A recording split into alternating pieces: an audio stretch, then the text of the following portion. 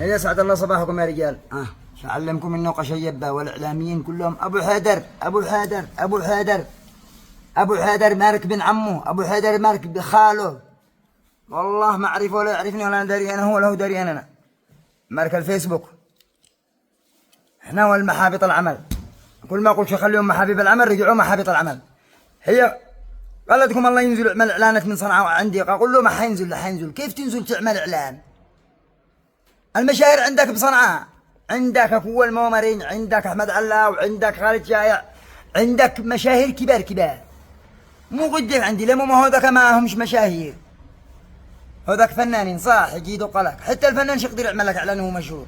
يجيدوا قلق بالعود وخلاص مو بو. جابرني العادة. هيا سمعكم؟